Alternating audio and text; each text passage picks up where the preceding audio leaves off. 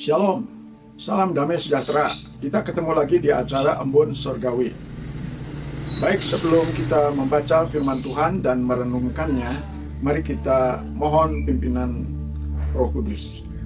Terpujilah namamu Tuhan atas kesempatan yang indah ini untuk bersama-sama belajar firman Tuhan, mendengarkan, membaca, dan juga menghafal, serta merenungkan, menghayati, bahkan siap untuk melakukannya. Berkati Bapak-Bapak, Ibu-Ibu, Saudara-saudara sekalian yang diberikan kesempatan anugerah untuk mendengarkan firman Tuhan ini.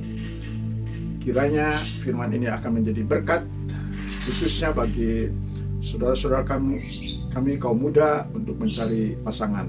Dalam nama Yesus kami serahkan doa ini. Amin. Diambil dari 1 Tesalonika 4 ayat 2 sampai yang ke-7. Kamu tahu juga petunjuk-petunjuk mana yang telah kami berikan kepadamu atas nama Tuhan Yesus. Karena inilah kehendak Allah pengudusanmu, yaitu supaya kamu menjauhi percabulan, supaya kamu masing-masing mengambil seorang perempuan menjadi istrimu sendiri dan hidup di dalam pengudusan dan penghormatan, bukan di dalam keinginan hawa nafsu seperti yang dibuat oleh orang-orang yang tidak mengenal Allah.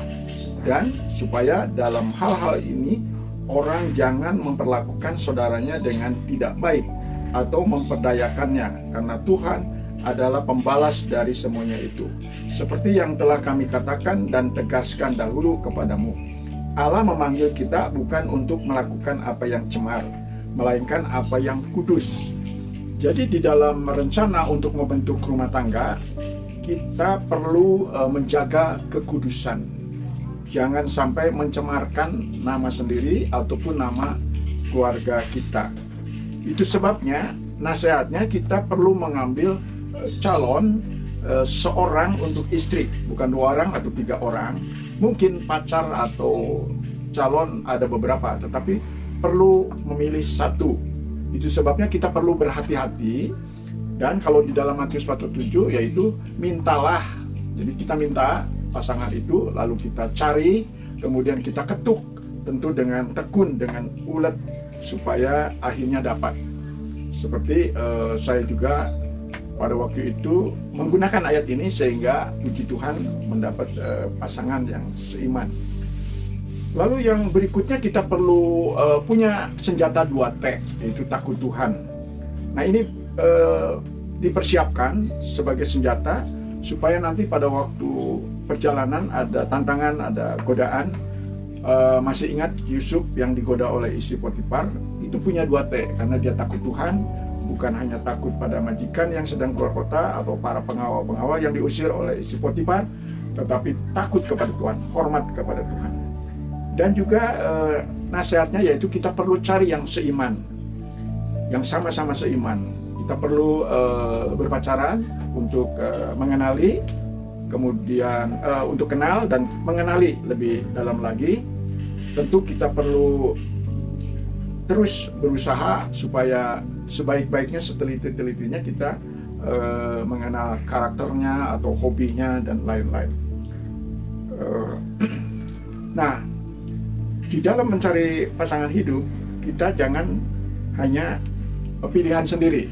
Kita harus berserah kepada Tuhan, mengandalkan Tuhan supaya Tuhan memberkati. Jangan hanya mengandalkan manusia, ya, atau mungkin nasihat-nasihat manusia atau petunjuk atau saran-saran, tetapi kita kembali kepada firman Tuhan supaya ada nasihat atau saran-saran dari firman Tuhan. Ada persiapan, ya, ada bekal. Pada waktu kita mengandalkan Tuhan, tentu kita perlu beriman. Jangan sampai kita takut untuk berumah tangga atau takut untuk memilih, tetapi marilah kita bersandar kepada Tuhan, maka Tuhan juga yang akan mengadakannya atau membantu dalam pilihan. Ada janji dalam 1 Petrus pasal 5 ayat 10, dia akan melengkapi kita, ya, dalam keperluan kita, termasuk pasangan ataupun bekal-bekal untuk nanti dalam berumah tangga. Tentu perlu biaya dan lain-lain. Jadi kita harus memang harus ada tip juga, ya, dalam mencari pasangan itu. Tetapi juga jangan terlalu rumit untuk memilihnya. Ada tip dari seorang ibu, yaitu bahwa anjing borok kuntuna bodas, anjing yang kudisan giginya putih. Jadi sejelek-jeleknya orang, lihatlah ada pasti kebaikannya. Lalu kita juga perlu minta pimpinan Roh Kudus, karena di dalam perjuangan ini ada banyak hambatan. Tetapi Roh Kudus itu lebih besar dari roh-roh jahat. Dan di dalam Galatia 5 ayat 16 kita akan menang atas segala sifat-sifat kedagingan kita, supaya nanti hambatan-hambatan itu bisa dilalui, lalu kita bisa sampai kepada jenjang pernikahan yang kudus, yang diberkati oleh hamba Tuhan. Tentu perlu ikut penyuluhan supaya ada pengarahan atau dasar-dasar atau nasihat-nasihat dalam pernikahan. Itulah yang saya bisa sampaikan. Tentu kita perlu sungguh-sungguh berdoa kepada Tuhan. Dan ingat dalam Yosua pasal 1 ayat 7-9, supaya kita beruntung dan berhasil, marilah taat pada firman, jangan sampai menyimpang kemana-mana. Karena kalau kita taat pada Tuhan, maka Tuhan akan melengkapinya. Tuhan kiranya memberkati.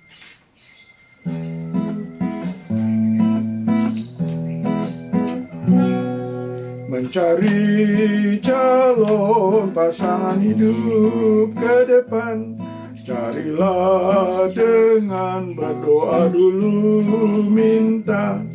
Carilah teman seiman, kenali dengan sebaiknya, untuk siap berjanji sehidup semati. Jangan lupa yang sudah lahir baru, agar sanggup hidup teruslah bersatu.